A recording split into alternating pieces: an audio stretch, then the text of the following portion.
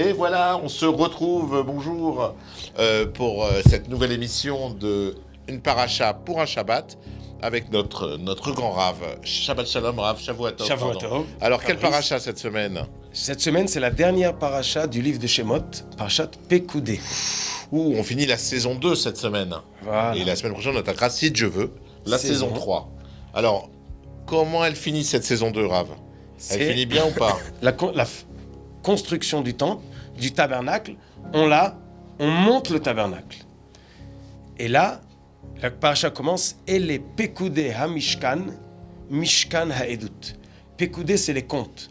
On va compter tout ce qu'il y avait, l'or, l'argent, la quantité de chaque chose. Et chaque chose, qu'est-ce qu'on en a fait? Ouh, c'est une leçon, ça. Si on nous demande de compter tout ce qu'on va mettre pour le Mishkan, on doit montrer nos comptes, ça. On doit être transparent. Ça, c'est bien pour toutes les communautés et pour toutes les associations. C'est une petite leçon qu'on nous donne, là, un peu cachée, comme ça. Comme il dit le proverbe, quand l'eau, elle passe dans le tuyau, il est mouillé après. Ouais, il reste toujours un peu d'eau. Il reste toujours un peu. Il y a des gens qui gèrent de l'argent et ça colle. Mm-hmm. Tu mets 100 et il reste ce qui reste. D'ailleurs, on salue la famille de Madoff, qui ne nous regarde pas, puisqu'ils sont en prison. Oui. Maintenant, la Torah nous dit, oui, Moshe n'a rien pris dans la poche, et les Pekoudé Mishkan, voilà tout ce qu'ils ont été amenés, voilà tout ce qui a servi, le compte est bon. Alors, on aurait su de toute façon, Je veux dire, ils vivaient tous ensemble. S'il avait acheté un Porsche Cayenne, on l'aurait vu tout de suite. Non, mais malheureusement, ou un Vison à sa femme, oui. Malheureusement, il y a certains qui ont dit, mais Moshe s'est enrichi de notre argent. Comment Moshe est si riche? Est-ce que tu connais un président de communauté à qui on n'a pas dit ça? Le mec, il a donné sa chemise. Dans ma communauté où j'étais à Paris, le mec, il donnait sa chemise. C'est s'il donnait sa chemise, c'est-à-dire que son salaire, il passait 80% dans la communauté. Il a tout donné toute sa vie pour la synagogue qu'il a amené de ça à ça. Et il y a encore des gens qui disent ah, lui, il a pris. C'est comme ça la vie, non? Et comment il s'est enrichi, Moshe Rabbeinu? Comment? La Gemara nous dit qu'au deuxième table de la loi, il les a taillés. Et tout ce qu'il a taillé, c'est devenu des diamants. Et avec ça, il s'est enrichi. Parce que Moshe, si vous vous rappelez, à la sortie des... Il avait le droit de faire ça ou pas? Oui. À la sortie Un bon plan, ça. De la mer Rouge, les Juifs, ils ont pris tout l'argent des Égyptiens. Mais Moshe n'a pas pris.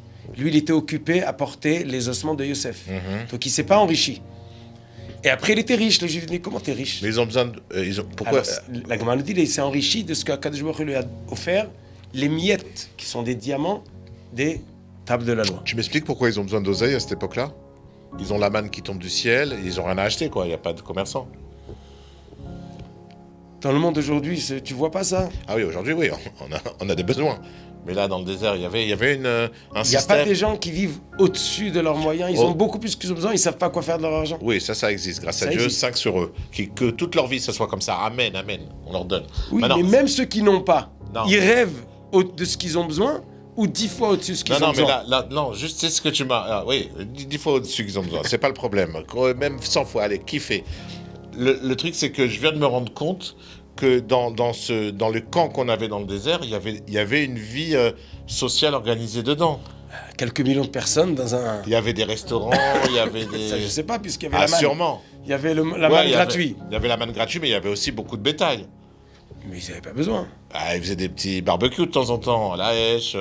Il y avait Tzidkiaou là qui vendait avec toutes les salades, machin et tout. Ah, je suis sûr. Ah, c'était un camp organisé, t'imagines? Comment on était? Quelques millions, 600 000 hommes, à 60 ans. Ouais. Avec toute la femme, les enfants. Ça fait quoi, 3 millions, 4 millions? 4 millions de juifs, s'il n'y a pas un business, j'y crois pas. Mais la paracha continue. Et les Pekoudé à Mishkan, on a parlé du mot Pekoudé. Ouais, les comptes. Mais après, c'est marqué et les Pekoudé à Mishkan, Mishkan ha-Edut. Pourquoi 2 fois Mishkan? Ha-Edut, ça veue dire quoi? Tu peux traduire du pour... témoignage. Ok. La Gemara nous dit, le mot Mishkan vient du mot Mashkon. Mashkon, c'est un gage. Mashkanta. Si je te dois de l'argent, je te laisse un gage chez toi. La banque, quand elle donne une mashkanta, elle met l'hypothèque sur la maison. Exact. Donc la maison, elle est le mashkon de la dette. Alors là, c'est le gage de quoi? Donc le mishkan, il est le mashkon, le gage des juifs s'ils se conduisent comme il le faut. Ah, je pensais que le Mishkan était en gage de la bonne utilisation de l'argent qu'on a versé. Voilà, la preuve, c'est qu'elle est devant vous, c'est le Mishkan. Alors, la Gemara nous dit qu'il y a deux Mishkan, Mishkan Haedut font allusion aux deux Beth Amikdash. Le premier et le deuxième temple ont été repris en gage. Pas complètement. Il va nous le rendre. Bien sûr, On va j'espère. avoir le troisième temple. Bientôt, Amen, Kenny Ratson. Oui. Mais il faut qu'on amène quelque chose. Ah, encore? C'est quoi? Ok. Il faut qu'on le construise, ce Beth Amikdash. De même que le Mishkan a été construit par les Juifs, mais il fallait Betzalel, il fallait des bonnes initiatives, des bonnes pensées et les Shem Shamaim, c'est pour s'approcher de Dieu. La même chose, les deux Beth Amikdash devaient être construits avec de bonnes kavanas.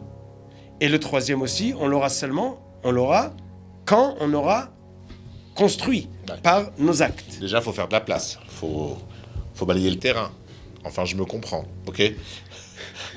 Le Mishkan Oui. de Moshe n'a pas été détruit. Il a été caché quand ils ont construit le temple. Pourquoi? Parce qu'il a été construit 100% les Shem Shamaim, pour la gloire de Dieu.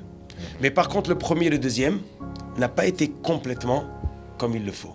Donc, il a pu être détruit. C'est Shlomo Ameler qui l'a construit. Shlomo le premier, et au deuxième temple, il y avait Ezra, Nehemia, et Zerubbabel et cette génération.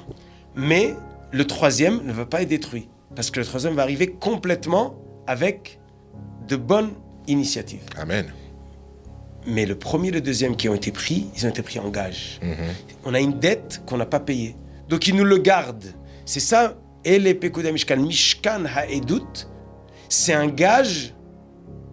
Est-ce qu'on est à la hauteur ou pas? De témoignage. Dès qu'on n'est pas, il nous le reprend. Alors qu'est-ce qu'il faut qu'on fasse pour construire le troisième? Alors, qu'est-ce qu'il faut qu'on fasse? Déjà, Alors qu'on le achète... troisième, déjà, la Gemara nous dit... faut qu'on achète des pelles, du sable. Peut-être. Ouais, ok. Mais il y a un avis qui nous dit que le troisième va descendre du ciel. Ah, déjà tout fait. Donc on va rien construire. Et voilà, encore des gens qui perdent leur boulot. Et oui, ça fait du chômage en plus, faut y penser. Mais, par contre, c'est marqué qu'on le construit à travers nos bonnes actions. Ah. C'est-à-dire, plus on fait de mitzvot, chaque mitzvah qu'on fait, chaque mariage juif comme il le faut, c'est marqué que c'est comme mettre une pierre à Jérusalem. Chaque mariage, c'est qu'il est bonnet. Chouvat Yerushalayim. On reconstruit Jérusalem par nos bonnes actions. Et là, Kadosh Baruch Hu pourra nous descendre le troisième temple. Cette chose-là, on l'apprend dans le Mishkan de Moshe Rabbeinu, que Akadosh Baruch Hu dit à Moshe, il faut que tu prennes quelqu'un de spécial, et il faut qu'il le construise, et la paracha nous raconte comment ils l'ont fait. Ils ont mis ça ici, ils ont mis ça là-bas, chaque chose à sa place. Pourquoi la Torah tellement nous le raconte? Parce que si on veut avoir le troisième temple, il faut qu'on comprenne quelle est la dette qu'il faut payer pour reavoir notre gage. Donc il faut comprendre où il est le problème. Parce que si on ne sait pas où on a fauté, on ne peut pas l'arranger.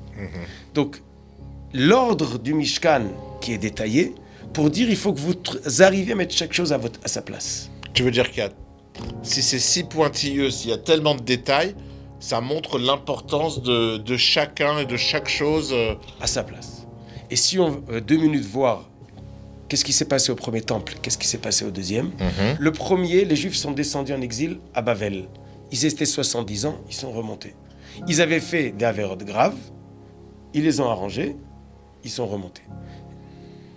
Au deuxième temple, on ne sait pas quelle faute ils ont fait. Ils étaient religieux. La faute, c'était quoi? Sin atrinam. Ben Adam Lachavero. Il manquait l'amour entre eux. Et jusqu'à aujourd'hui, on l'a pas, parce qu'on n'a pas encore arrangé cet amour. Qu'est-ce qui nous permet d'arranger ça? C'est de savoir que chacun il a sa place, mais tous ensemble, on veut construire une unité. Le Mishkan, il fallait que tout le monde offre de l'or et de l'argent. Il fallait mettre chaque chose à sa place, et là, ça permet à la Kedusha, à la sainteté, de se mettre au centre, et nous tous autour. Pour avoir le troisième temple, notre construction, c'est pas des briques, c'est pas des pelles, c'est pas du sable. On en a beaucoup au bord de la mer. C'est des bonnes actions. C'est des bonnes actions. Et les bonnes actions doivent être dirigées vers fabriquer cette entité du peuple juif qui va nous permettre d'avoir cette maison qui va nous rassembler tous ensemble.